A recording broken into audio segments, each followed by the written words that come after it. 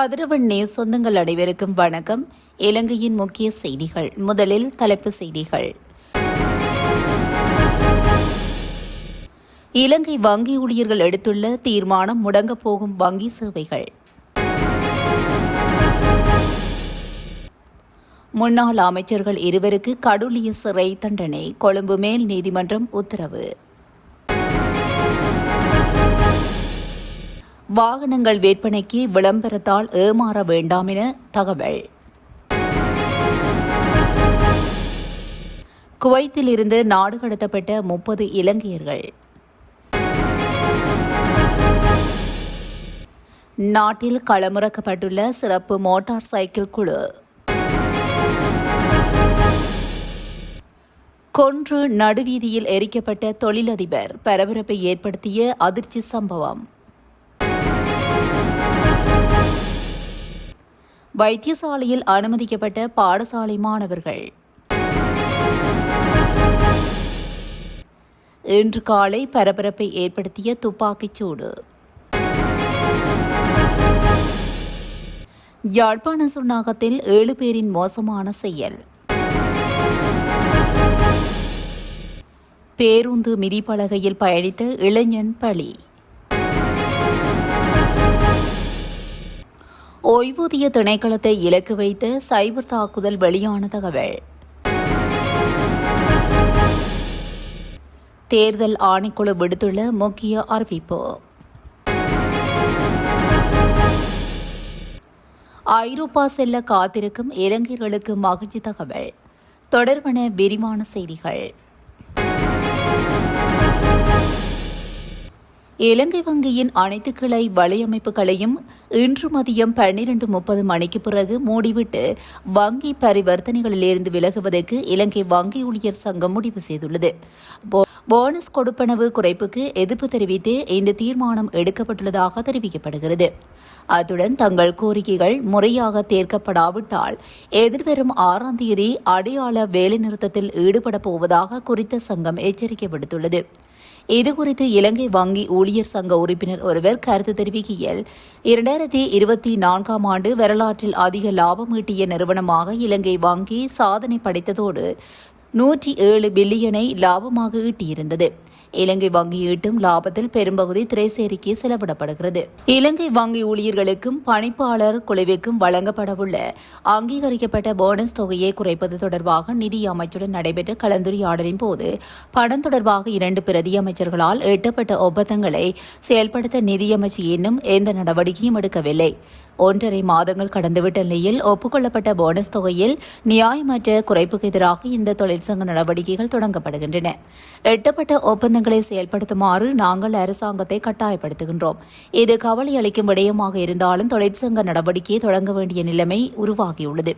இதுபோன்ற பல தொழிற்சங்க நடவடிக்கைகளை நாங்கள் ஏற்பாடு செய்துள்ள நிலையிலும் அரசாங்கம் தீர்வுகளை வழங்கவில்லை என்றால் அடுத்த வாரம் முதல் ஒரு நாள் வேலை நிறுத்தத்தை முன்னெடுக்க தீர்மானித்துள்ளோம் என அவர் தெரிவித்துள்ளார். 2015ஆம் ஆண்டு நடைபெற்ற ஜனாதிபதி தேர்தல் காலத்தில் இடம்பெற்ற மோசடி தொடர்பான வழக்கில் முன்னாள் அமைச்சர் மஹிந்தானந்த அழுத்கமகே மற்றும் சதோசா நிறுவனத்தின் முன்னாள் தலைவர் நளின் பெர்னாண்டோ ஆகியோர் குற்றவாளிகளாக அடையாளம் காணப்பட்டுள்ளனர். இந்நிலையில் முன்னாள் அமைச்சர் மஹிந்தானந்த அழுத்கமகேவுக்கும் 20 ஆண்டுகால கடூழிய சிறை தண்டனையும் நளின் பெர்னாண்டோவுக்கு 25 ஆண்டுகால கடூழிய சிறை தண்டனையும் விதிக்கப்பட்டுள்ளது. சதோசா நிறுவனத்தினூடாக 14,000 கரம் போட்கள் மற்றும் 11,000 தாம்போட்கள் இறக்குமதி செய்ததனூடாக அரசாங்கத்துக்கு 53 பில்லியன் ரூபாய் நட்டத்தை ஏற்படுத்தியதாக அவர்கள் மீது குற்றம் சுமத்தப்பட்டுள்ளது. இந்த வழக்கு இன்று கொழும்பு மேல் நீதிமன்றத்தின் 3 அடங்கிய நீதிபதிகள் ஆயத்தில் விசாரணைக்கு வந்தபோது இந்த தீர்ப்பு வழங்கப்பட்டதாக நீதிமன்ற செய்தியாளர் தெரிவித்துள்ளார். வாகனங்கள் விற்பனைக்கு இருப்பதாக சமூக வலைதளத்தில் விளம்பரம் ஒன்றை பதிவிட்டு பண மோசடி செய்த சம்பவம் தொடர்பில் சந்தேக நபர் ஒருவர் கைது செய்யப்பட்டுள்ளார். சந்தேக நபரை நேற்று பலாங்கொடை நகரில் வைத்து ஹல்துமுல்ல போலீசார் கைது செய்துள்ளனர். சந்தேக நபர் பலாங்கொடை பிரதேசத்தை சேர்ந்த 29 வயதுடையவர் ஆவார்.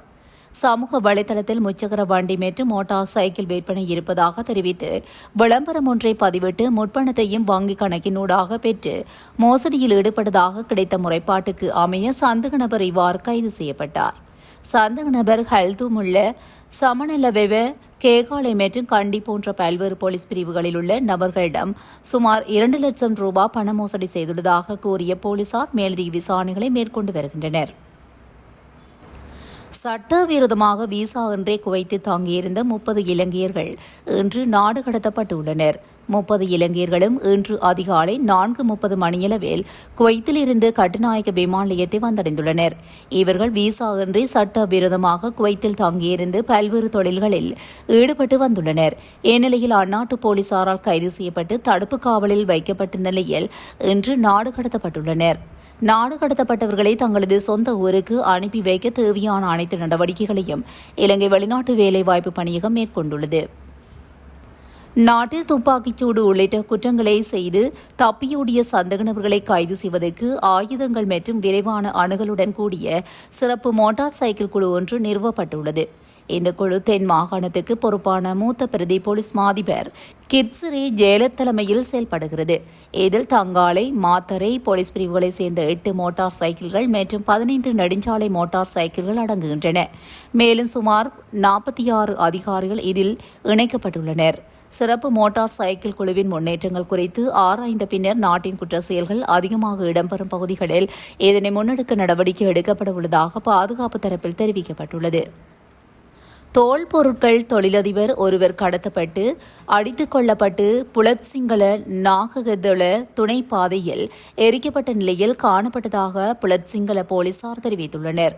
புலத்சிங்கள ஜடகம்பிட்டி நாககதள யோதகந்த துணைப்பாதையில் அடையாளம் காணப்படாத ஒருவரின் அரை எறிந்த உடல் கண்டெடுக்கப்பட்டதாக கிடைத்த தகவலை தொடர்ந்து இன்று காலை சம்பவம் இடத்துக்கு சென்றதாக புலத்சிங்கள போலீசார் தெரிவித்துள்ளனர்.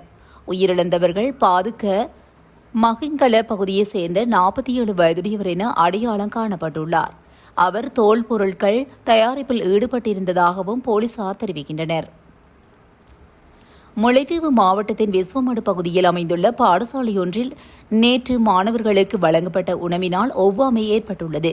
இதன் காரணமாக குறித்த பாடசாலையின் ஒரே வகுப்பை சேர்ந்த 21 மாணவர்கள் தர்மபுரம் வைத்தியசாலையில் அனுமதிக்கப்பட்டு அங்கிருந்து மேலதிக சிகிச்சைகளுக்காக 10 மாணவர்கள் கிளிநொச்சி வைத்தியசாலைக்கு மாற்றப்பட்டுள்ளனர். இச்சம்பவம் தொடர்பாக புதுக்குடியிருப்பு சுகாதார பரிசோதகர்கள் உணவின் மாதிரியை பெற்று சென்றுள்ளனர்.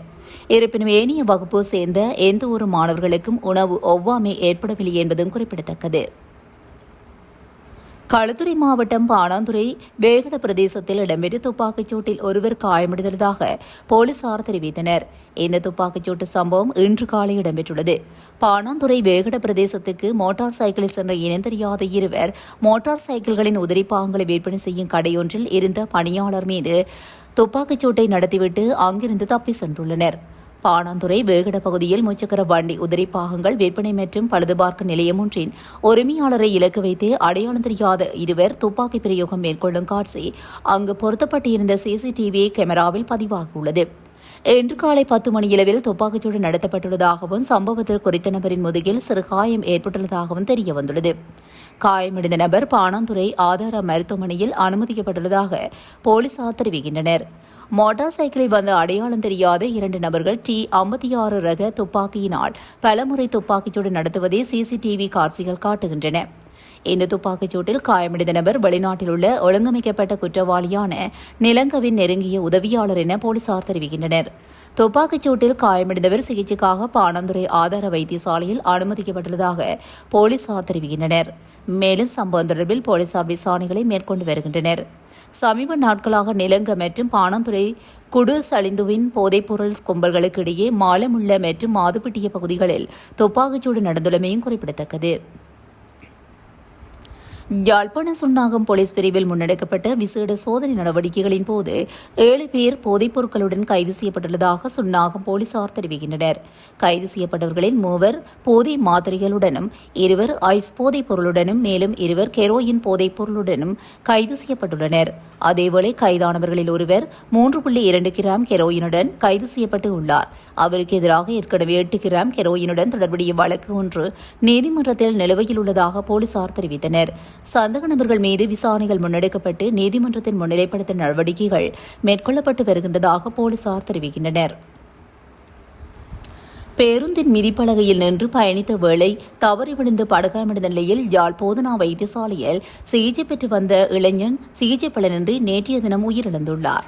சம்பவத்தில் புலோப்பளையை சேர்ந்த ஆண்டனி அருள்தாஸ் நிதுராஜ் வயது 26 எனும் இளைஞனே உயிரிழந்துள்ளார். கடந்த 23ஆம் தேதி யாழ்ப்பாணத்திலிருந்து மட்டக்களப்பு நோக்கி சென்று கொண்டிருந்த இலங்கை போக்குவரத்து சபையின் பேருந்தின் மிதிப்பலகையில் நின்று பயணித்துள்ளார். இதன்போது கரந்தாய் பகுதியில் தவறி விழுந்து படுகாயமடைந்துள்ளார்.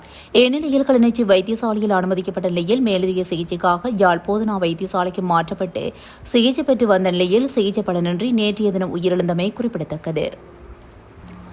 ஓய்வூதிய திணைக்களத்தின் தகவல் அமைப்புகள் மீதான சைபர் தாக்குதலில் எந்த தரவும் சேதமடையவோ அல்லது அளிக்கப்படவோ இல்லை என அறிவித்தல் வெளியாகியுள்ளது. இந்நிலையில் தற்போது அதனை வழமைக்கு கொண்டு வந்துள்ளதாக ஓய்வூதிய திணைக்களம் குறிப்பிட்டுள்ளது. குறித்த விடயத்தை ஓய்வூதிய திணைக்களம் அறிக்கை ஒன்றை வெளியிட்டு தெரிவித்துள்ளது.